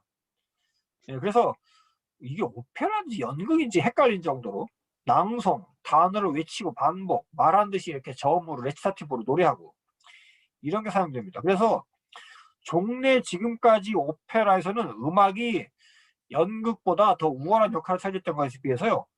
이 쇼스타코비치 오페라에서는 연극적인 요소가 음악적인 요소만큼 많이 강조됐다고 볼 수 있습니다. 몇 개 그 사진, 영상을 보시기 전에 사진으로 먼저 볼게요. 자, 이게 이제 코발루프 소령을 면도를 하는 장면. 이반 야코블레비치가. 그래서 이때 코가 없어지죠? 코가 그래서 이렇게 돌아다녀요. 요새 현대 오페라에서는 많이 이렇게 영상으로 처리를 또 많이 합니다. 연극 같이. 그러면서 경찰관이 코를 잡아서 여기 지금 코를 손에 들고 있죠. 코를 이런 식으로 갖고 왔고요. 코가 이렇게 돌아다니는 게 결국은 경찰은 붙잡혀요. 사람들이 왔다가. 의사가 코를 들고 왔죠. 야코블레프. 근데 코를 이 오페라에서 나온 사람은 코가 멀쩡히 있어요. 이 사람 웃기죠. 그러니까. 그리고 코발루프가 여자를 쫓아다니 이렇게. 자, 외투 하겠습니다. 이제 외투 두 번째 소설. 두 번째 소설 외투는 이렇게 시작합니다. 만년 구등관인 50세의 아까키 아까기에비치 바시마치킨이 어떤 사람인지 소설이 시작하죠. 자, 이게 외투 이제 러시아 나왔을 때 소설 표지고요. 그림과 함께. 이거는 2009년도에 나온 러시아에서 우표입니다. 고골이 1842년에 쓴 외투 소설을 기념해서 나온 우표. 자, 이 소설에도 나오지만 바시마츠키는 단화, 구두를 뜻하는 러시아어 바시마크라는 단어에서 온 겁니다. 이 바시마크라는 단어를 써서 만든 러시아 관용구 중에 이런 게 있어요. 구두 밑에 있다. 그 말은 무슨 뜻이냐? 남에게 휘둘린다 이런 의미를 갖고 있습니다. 그렇기 때문에 이 바시마츠킨 이 사람의 성은 이미 남에게 휘둘리는 사람이라는 의미를 내포하고 있는 거죠. 그러니까 고골이 아주 희한하게 이름을 썼어요. 만들었어요. 이 아까끼의 위치 바시마츠키는 언제나 같은 자리에서 같은 업무를 되풀이하는 석입니다. 석이. 관청의 석이. 자, 근데 이 관청에서는 모든 사람이 이 아까끼의 위치를 아무렇게나 합니다. 상관들도 심지어 이 사람을 냉정하고 난폭하게 대하고요. 심지어 경비도 이 사람을 거들떠보질 않습니다. 젊은 관리들도 아까끼를 조롱하고요. 눈이 내린다며 종이 부스러기를 이 사람의 머리에 뿌리기도 하죠. 이 사람을 향한 농담이 지나치면 아까끼 이렇게 반응합니다. 날 좀 내버려둬요. 왜 이렇게 나를 못살게 구는 거요? 그러면서 그 말은 나도 당신들의 형제요. 이런 의미를 담고 있다는 거죠. 이런 아까끼의 위치의 말은 독자들의 동정 또 연민을 불러일으키기 충분하죠. 즉 그거는 아까끼의 위치의 말을 통해 가지고 어떤 인간의 존엄성, 가치, 보편적 인류애 이런 거를 이제 강조했다고 볼 수 있습니다. 그런데 이제 이 아까끼를 둘러싼 사람들이 이런 조롱에도 불구하고 이 사람은 정서하는 일을 열정을 가지고 아주 임합니다. 근데 그에게 어떤 양심적인 국장이 더 중요한 직책을 맡기고자 했죠. 소설에 보면. 근데 그 사람이 새로운 업무를 못하겠다고 말하는 바람에 결국 계속 정서하는 일만 하게 됩니다. 또한 그는 정서 업무에 너무 몰두한 나머지 자신의 의복이나 식사, 취미 생활에는 전혀 관심을 보이지 않죠. 심지어 이 아까끼는 자신의 머리 위에 과일 껍질이 이렇게 떨어져도 모를 정도입니다. 그런 중 이제 그 사람한테 큰 사건이 벌어지죠. 어느 날 이 아까끼가 사는 상트페테르부르크 거리를 북풍을 맞으면서 걸어다니다가 러시아 저도 상트페테르부르크에 저도 살았지만 바람이 꽤 셉니다. 여름에도 그렇고 겨울에도 그렇고 가을에도 그렇고. 왜냐면 바닷가에 붙어있는 도시이기 때문에 1년 내내 바닷바람이 세고 3분의 2가 눈이나 비가 오거든요. 1년에. 네. 기후 조건이 그렇게 싹 살기엔 좋은 데는 아니에요. 아무튼 이렇게 걸어다니다가 집에 와서 보니까 자신의 외투가 너무나도 심하게 손상되어 있는 걸 발견했습니다. 그리고 나서 그 외투의 소설을 보면 이렇게 써 있어요. 집에 와서 외투를 잘 살펴보니 등과 어깨 부분에 두세 군데 구멍이 뚫려 거친 무명이 들여다 보였고 양복지는 거의 속이 비칠 정도였으며 안감도 낡아 누더기가 되어 있었다. 이 아까비치는 그래가지고 자기의 외투를 재봉사인 삐뚤로비치한테 들고 갑니다. 근데 이 재봉사는 옷이 완전히 망가졌다면서 새로운 외투를 맞추라고 해요. 그래서 새 외투를 맞추는 가격을 얼마냐? 처음에는 150루블, 다음에는 200루블을 부릅니다. 그러니까 아까끼비치가 주눅이 들어서 거리를 헤맵니다. 자, 주눅이 든 이유 좀 이따 말씀드릴게요. 거리를 헤매면서 외투에 대해서 생각하는 이제 그의 모습 속에서 우리는 그가 한 가지 어떤 생각에 몰두하면 자신에게 도대체 어떤 일이 일어나고 있는지 전혀 파악을 못하는 걸 또 하나 알 수 있습니다. 소설에 보면 이렇게 쓰였어요. 그는 집으로 가지 않고 완전히 반대쪽으로 아무 생각 없이 가고 있었다. 도중에 굴뚝 청소부가 더러운 몸으로 밀치는 바람에 한쪽 어깨에 온통 검댕이 묻고 공사 중인 건물에서 석회가루가 머리 위로 쏟아졌다. 하지만 그는 그런 것을 전혀 느끼지 못했고 결국 정신을 차린 것은 언제나 경찰과 부딪히고 난 뒤였다. 이런 식으로 써있어요. 이런데 이런 모습은 사실 소설 초반부에 나옵니다. 뭐라고 써있냐. 아까끼비치는 가지런한 자신의 필체로 쓰인 글씨들이 그 위에서 어른거리는 듯하다고 느끼면서 자신이 지금 어디 있는지 조차 모르다가 어디선가 갑자기 튀어나온 말대가리가 말이 이렇게 길에 마차 다니까 말이죠. 그의 어깨 너머로 불어넣은 콧김이 볼에 와 닿을 때에서야 비로소 정신을 차리는 것이었다. 그러니까 마차가 도로 다니는데 그 도로에 잠깐 섰던 말이 숨을 쉬는 콧김이 이 아까비치한테 느껴졌다 그 얘기죠. 그러면 자신이 지금 정서 작업을 하고 있는 것이 아니라 길 한복판에 있음을 깨닫곤 했다. 그러니까 정신이 엄사하며 이 사람이.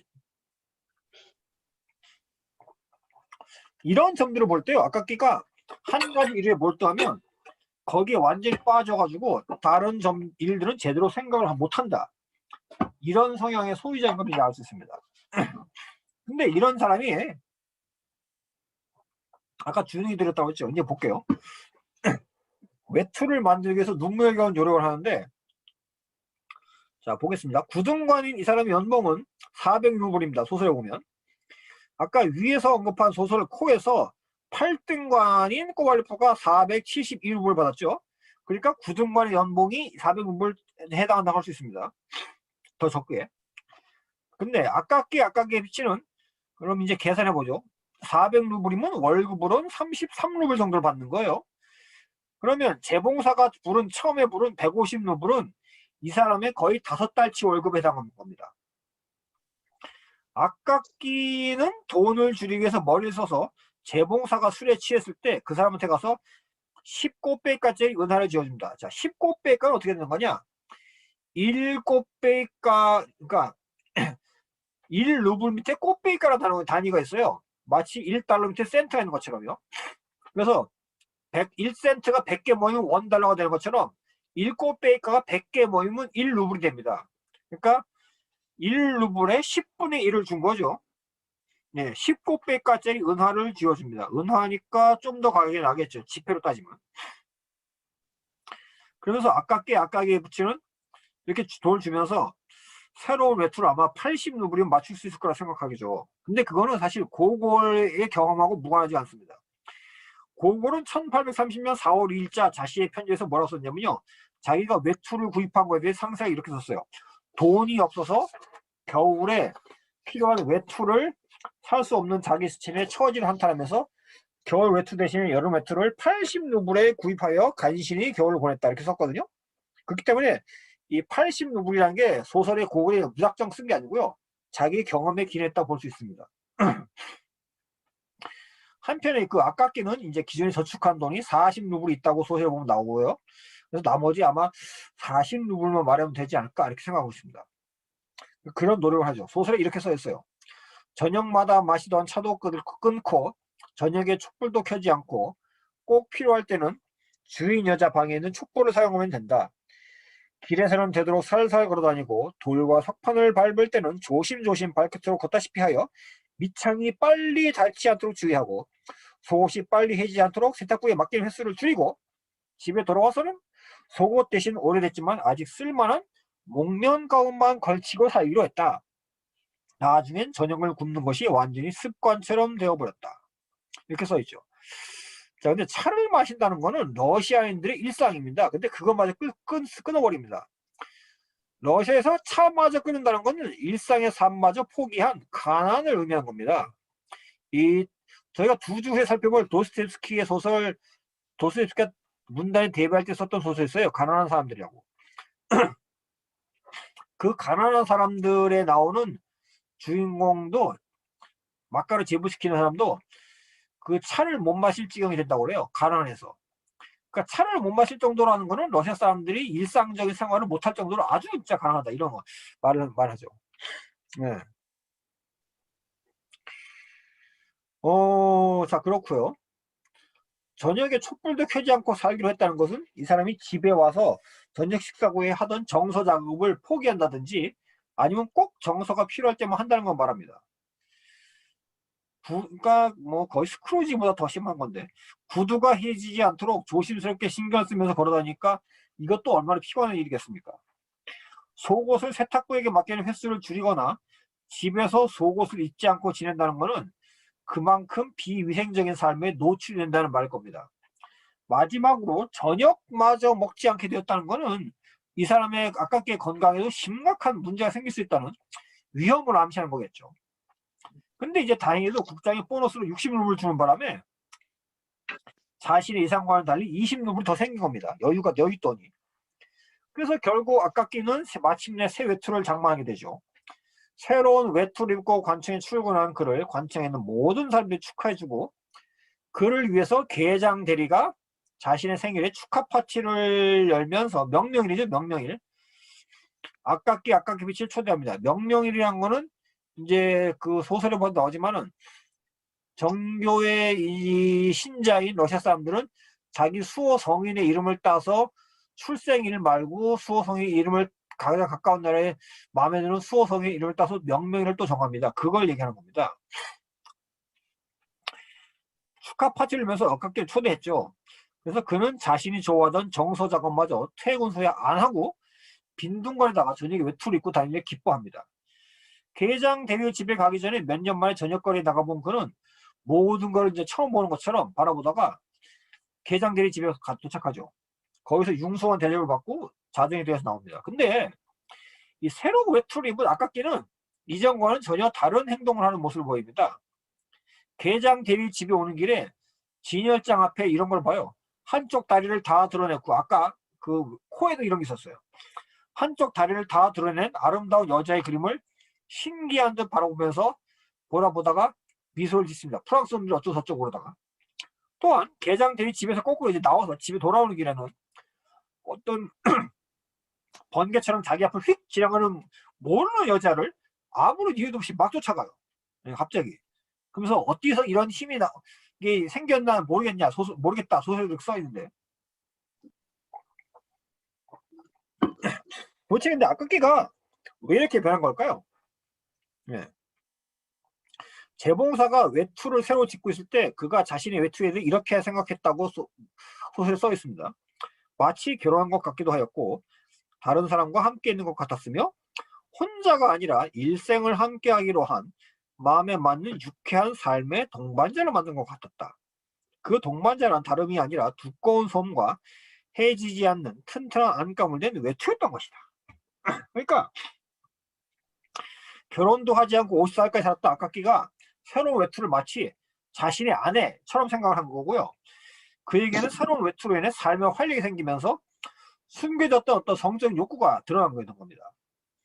이런 점으로 볼 때 아깝기는 사실 그 정서 작업에만 관심이 있었던 건 아닙니다. 이 사람한테 다른 일에 관심을 가질 만한 환경이 마련이 되었지가 않았었던 거죠. 만일 아깝기가 넉넉한 삶을 살았다면 관청의 다른 관리들과 비슷한 삶을 살았을지도 모릅니다. 외투는 사물에 지나지 않는 건데요. 이 외투를 마치 인생의 동반자로 되는 것처럼 그의 삶을 꽉 채워주는 어떤 존재로 생각했다는 것은 이 사람이 그만큼 그의 삶이 물질적으로 뿐만 아니라 정신적으로도 얼마나 춥고 빈곤했냐, 이런 거를 단적으로 보여주는 예라고 할 수 있죠. 자, 아무튼 아깝기는 집으로 가던 길에 광장 끝에서 2인조 강도를 만납니다. 그래서 길바닥에 쓰러지고 새로 맞춘 외투를 도둑질 당하죠. 그는 그래서 바로 다음날 경찰서장을 찾아갑니다. 근데 경찰서장 밑에 있는 서기들이 자신을 들여보내지 않자 아깝기는 이전까지와는 전혀 다른 모습을 보이면서 성가를 부립니다. 그러면서 단호히 막 말을 하죠. 심지어 그는 서기들을 모두 고발해버릴 테니까 두고 오자 이렇게 말하기까지 합니다. 그러니까 이렇게 하니까 경찰서장 밑에서 일하는 서기들이 되게 당당하게 말하는 모습이, 근데 이렇게 경찰서장 밑에 당당하게 말하잖아요. 이런 게 사실은 갑작스러운 건 아닙니다. 외투를 새로 구입하고 나서 그 외투에 대해 생각했을 때부터 생겨났습니다. 이 소설에 보면 이렇게 써 있어요. 그는 웬일인지 생기가 돌았고 이제 스스로 목표를 정한 사람처럼 성격이 보다 강연해졌다. 그의 얼굴과 행동에서 보이던 불안과 우유부단함이 언제나 망설이기만 하던 불확실한 특징이 이제 사라졌다. 때때로 눈에서 불꽃이 보였고 머릿속으로는 아주 뻔뻔스럽고 대담한 생각까지 하게 되었다. 이런 그의 변화를 볼 때요, 아깝기에 미치는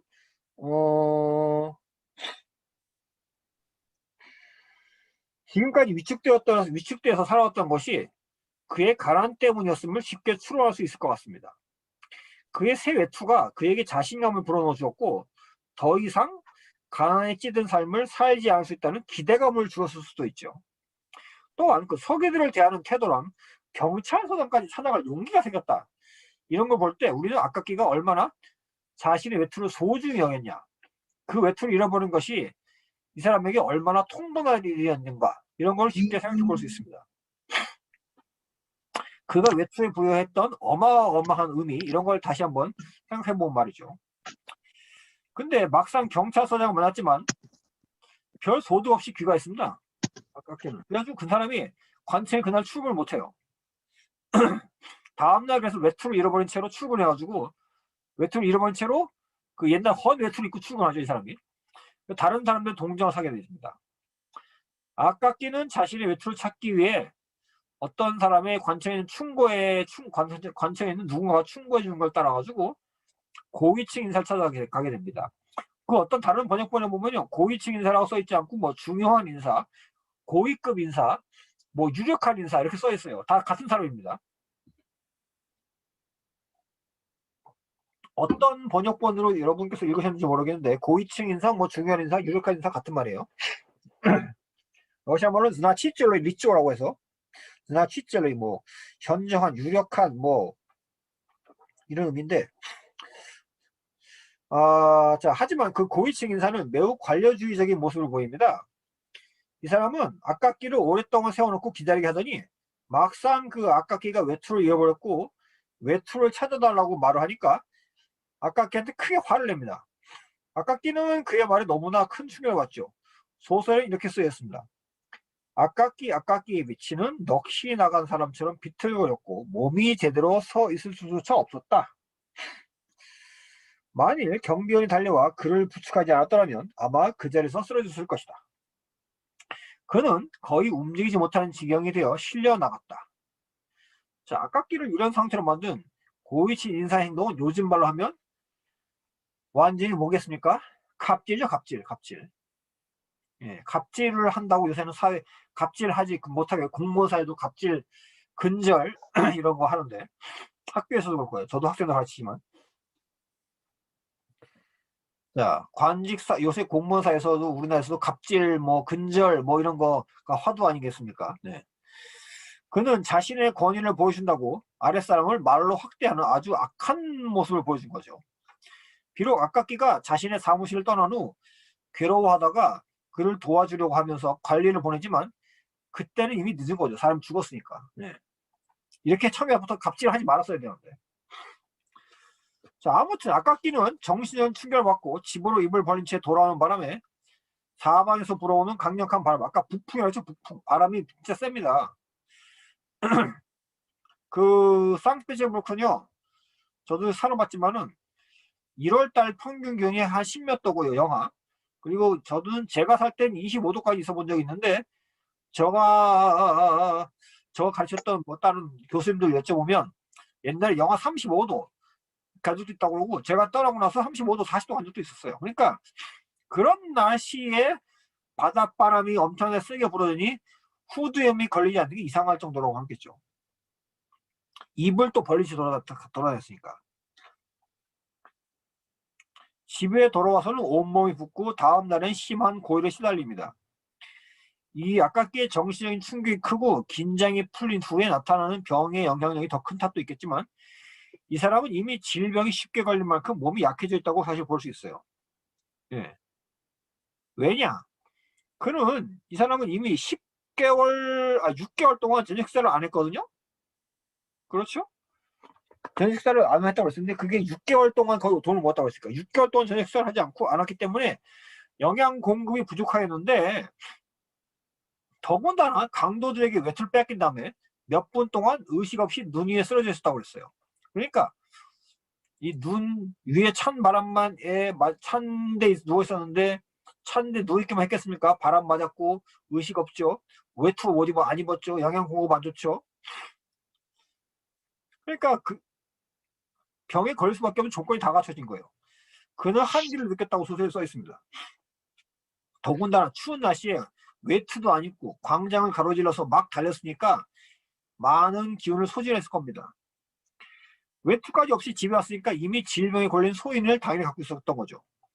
그런 상황에서 길에서 찬 바람을 입에다가 집어넣었으니까 후두염이 걸린 건 당연하고 이미 체력이 바닥나고 약해져서 면역력까지 바닥이었겠죠, 당연히. 그러니까 그 사람이 이 악각기가 중병에 걸린 건 자명한 일입니다. 네. 저도 근데 마스크를 지금 코로나 때문에 마스크를 쓰고 다니니까 목감기 걸릴 일은 없더라고요, 확실히. 악각기가 마스크라도 쓰고 있었으면 안 걸렸을 텐데 러시아 사람들을 비롯해서 유럽 사람들은 마스크를 잘 안 쓰고 다니죠. 마스크는 질병에 걸린 사람이 쓰고 다니는 거고 마스크를 쓸 정도면 집에 써야지 왜 밖에 나오냐 이렇게 생각한 거거든요. 러시아에서도 유럽에서. 그래서 유럽에서 마스크를 안 쓰고 저렇게 저항을 했던 겁니다. 사실은. 코로나 바이러스 때문에도.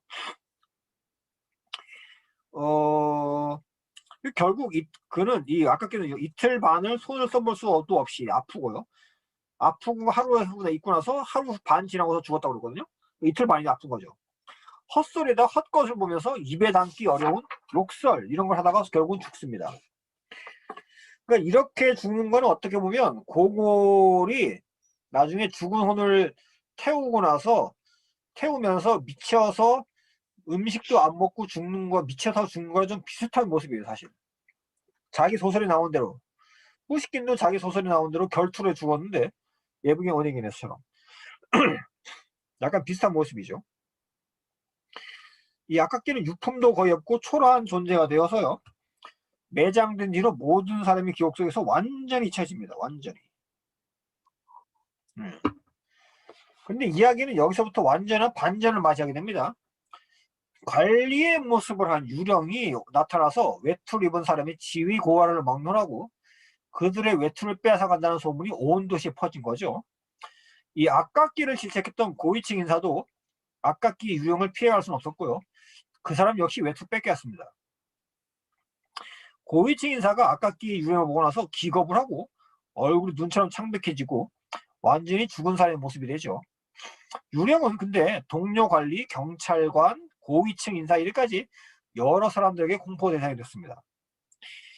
이 유령은 고위층 인사한테 이렇게 말합니다. 아, 바로 내 놈이로구나. 난 내 놈 외투가 필요해. 내 사정을 좀 봐주지 못할 망정 그렇게 야단치다니. 자, 이제 옷을 내놔. 이렇게 말하죠. 이 유령의 모습으로 등장한 악극기는 이런 식으로 복수를 합니다. 그 이후에 유령은 더 이상 외투를 빼앗지 않게 된다고 나오죠. 자, 현실 세계에서는 고위층 인사가 가해자고 악각기가 피해자이지만 이 환상인 초현실 세계에서는 가해자와 피해자가 바뀌었습니다. 악각기가 가해자, 고위층 인사가 피해자가 된 거죠. 또 유령을 보고 나서 고위층 인사는 큰 공포에 휩싸이지만 부하 직원들에 대한 태도는 좋은 쪽으로 바뀌게 됩니다.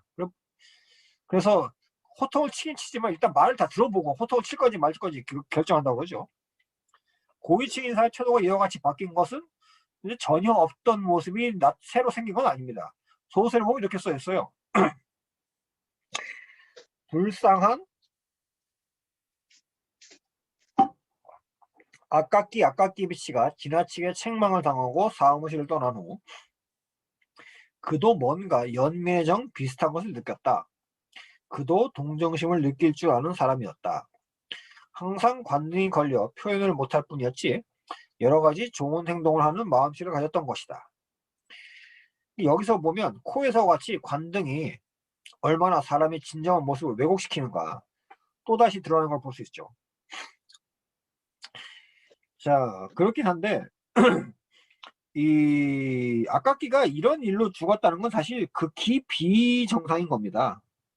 비정상. 예. 아깝기가 죽은 이유가 얼마나 납득이 되시는지 모르겠는데 외투를 잃어서 상세에 호통에 충격을 받아서 사람이 죽을 수고 있지만 물론 있겠지만 사실 그런 일을 죽는다는 게 극히 비정상인 거죠. 그러니까 그거는 아깝기처럼 이런 비정상적인 심리에 의해서 또 결국 죽게 되는 이런 사회를 그걸 비판을 하는 겁니다. 네. 자, 결말에서는 근데 아깝기 빛이 유령인지 아닌지 알 수 없는 유령이 또 나타납니다. 그래서 그러면서 소설이 끝납니다. 그러니까 이론적으로 볼 때 지금까지 나타났던 유령이 진짜 아깝기가 맞나? 독자를 왜 헷갈리게 만들어요. 그렇게 만들면 소설이 끝납니다. 그러니까 약간 소설의 결말이 읽는 사람도 애매모호하다고 느껴지는 갸우뚱 아리숑하다고 느끼는 이렇게 됩니다. 네. 긴가 민가. 자, 이 소설의 주인공 아깝기는요 어떤 사람이냐. 자, 그 다음에 이 소설에 보면 깔린 낀 다리라는 데서부터 유령이 나타난다고 그랬죠. 깔린 낀 다리가 이렇게 생겼습니다. 이 다리부터 시작해서 저 뒤쪽으로 갈수록 유령이 나타난다고 본 거예요. 지금 모습이고요. 옛날 19세기 당시 고고 당시 때 깔린 낀 다리입니다. 여기 근처부터 나타나니까 여기 사람들이 많이 좀 없잖아요. 그러니까 이런 데서 유령이 나타났다는 거죠. 결국은. 자, 이제 작은 인간이라는 걸 이제 살펴보겠습니다. 작은 인간이 뭐냐? 이 소설의 주인공 아깝게는요 19세기 러시아 문학이 그렸던 작은 인간의 전형적인 모습입니다. 작은 인간은 러시아 말로 말렌키 칠라베그라고 해서 말 그대로 작은 인간인데 작은 인간은 주로 관등이 지배하는 사회에서 무시, 조롱, 학대를 당하는 하급 관리를 의미합니다. 이 작은 인간은요 일상 속에서 꿋꿋하게 자기 일을 하죠. 자기 일을 하는 성실하게 하루하루를 살아간 인간입니다. 그러니까 아깝기가 성실하게 하루하루를 정서 작업을 하면서 살아가죠. 그렇지만 그의 삶은 부조리한 사회의 현실 속에서 무자비하게 파괴되면서 동정과 연민을 불러일으킵니다. 많은 어떤 조롱 이런 걸 받았죠. 아깝기가. 그러면서 결국 외투도 뺏겼잖아요. 도둑에 의해서.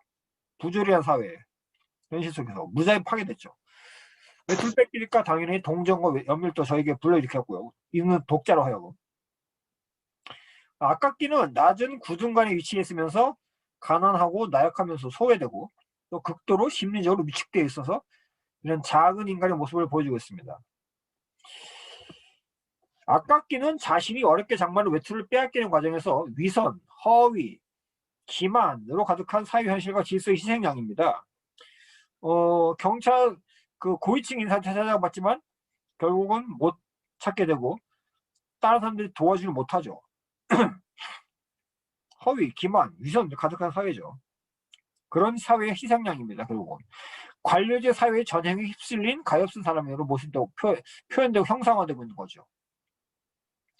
한마디로 이 아깝기는 인간에 대한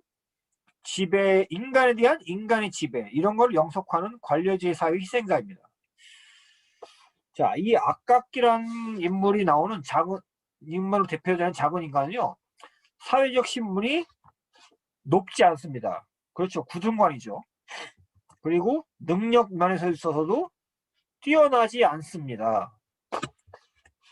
그리고 이제 부정적 요소가 있는데 타인에게 해를 주질 않습니다. 하지만 자기 자신은 결국 이렇게 파멸하게 되는 그런 존재죠. 타인에게 해를 주지 않지만. 대표적인 작품이 이 고골의 외투고요. 그다음에 도스토옙스키가 쓴 가난한 사람들, 베트니 류지라고 도스토옙스키가 문단에 등단할 때 처음 썼던 작품입니다. 이 도스토옙스키가 우리 모두는 고골의 외투에서 나왔다 이렇게 말하는데 이게 사실은 어떤 프랑스 작가가 먼저 한 말이라고 하더라고요. 프랑스 비평가 나중에. Nous sommes tous sortis, 예, le manteau, 고골의 외투에서 나왔다 이렇게 얘기한다고 했다고 그러더라고요. 근데 러시아 말로 도스토옙스키가 이렇게 말하긴 했어요. Moi c'est Vyshly is Chanel. 고골이야. 고골 외투에서 나왔다. 그 외투가 고골 이후 러시아 작가들이 미친 영향은 대단하다고 할 수 있습니다. 더불어서 문학 작품 속에서뿐만 아니라 어떤 시대와 국가를 초월해서 오늘날 우리가 살고 있는 사회에도 이 작은 인간은 존재한다고 생각합니다. 어떻게 보면 가난하고 나약하면서 소외되고 능력이 없기에 힘들고 또 위축돼서 살아가는 어떤 우리 이웃들이 있을 수 있죠. 현재 사회도요. 그래서 우리 자신에게 또 그리고 어떻게 보면 우리 자신에게도 작은 인간의 모습이 있을 수 있습니다. 고골은 그래서 작은 인간을 탄생시킨 책임을 왜곡되고 비정상적인 사회에 물음으로써 우리가 지금 처해 있는 사회는 과연 어떠한 사회냐 이런 거를 돌아보게 만듭니다. 그러니까 작은 인간이 나올 수밖에 없는 현대 자본주의 사회, 자본주의 사회가 아니라도 러시아는 일단 자본주의 사회가 아니었지만요. 사회의 모습 이런 거에 대해서 비판을 하고 있는 거죠. 사실적으로 그리면서. 그러면서 그런 작은 인간들에 대해서 또 우리는 어떻게 대해줘야 되냐. 이런 거를 이제 고골이 고민하게 만들었다고 할 수 있습니다. 일단 강의는 여기까지 하고요.